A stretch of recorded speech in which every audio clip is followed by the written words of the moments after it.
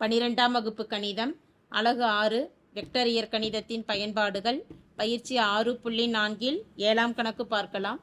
2, 1, 4 மற்றும் a-1, 4, -1 என்ற புள்ளிகளை இணைக்கும் நேர்கோடு 0, 2, b-1 மற்றும் 5, 3, -2 என்ற புள்ளிகளை இணைக்கும் நேர்கோட்டிற்கு இணை எனில் a மற்றும் b இன் மதிப்புகளை காண்க என கேட்கப்பட்டுள்ளது.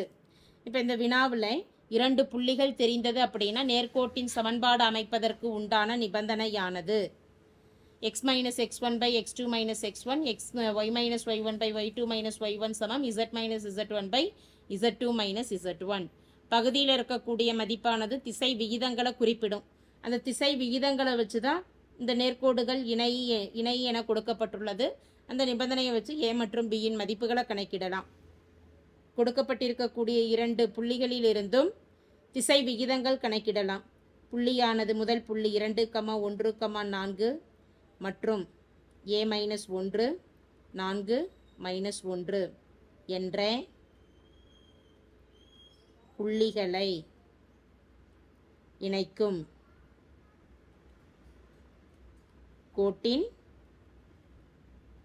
திசை விகிதத்தை கணக்கிடலாம். திசை விகிதங்களானது திசை விகிதங்களில் முதல் நேர்கோட்டில் b1, b2, b3ன்னு குறிப்பிடலாம். எனவே b1, b2, b3 என்பது a-1 -2 4 -1 -1 -4. இப்போ மதிப்பு a-3 4 -1 3 -4 -1 எனும் பொழுது மதிப்பு -5. இதே போல் அடுத்த 2 புள்ளிகளையும் எடுத்துட்டு நேர்கோட்டின் சமன்பாட்டிலிருந்து திசை விகிதங்கள் கணக்கிடலாம். 0, 2, b-1 மற்றும் 5, 3, -2 என்ற புள்ளிகளை இணைக்கும் கோட்டின் திசை விகிதங்கள்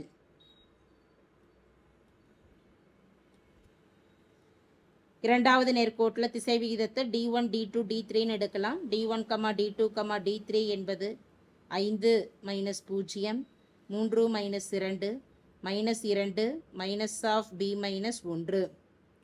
எனவே புள்ளி 5 3 -2 மதிப்பு 1 -2 -b -1 வரும். எனவே மதிப்பானது -b-1 ஆகும்.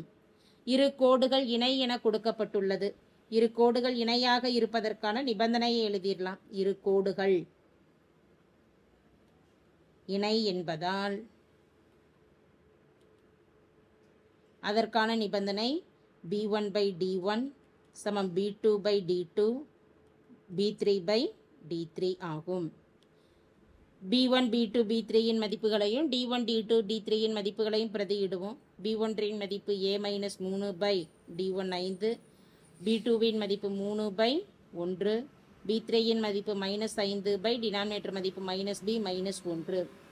ஒவ்வொரு மதிப்புகளையும் 3ற்கு சமப்படுத்தலாம். முதல் மதிப்பு a-3/5 எனும் பொழுது 3/1 சமம்.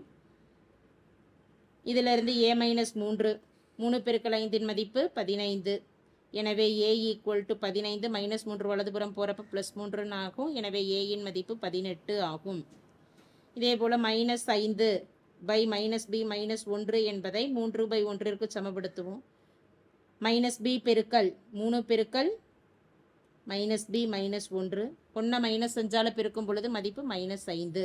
3 பெருக்கல் -b -3b +(-3) சமம் -5 -3b = -5 -3ஆனது வலதுபுறம் போகிறப்ப +3 என மாறும்.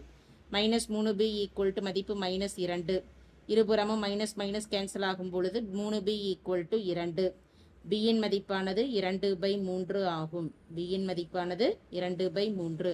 எனவே therefore a என்பது 18, b என்பது 2/3. Thank you.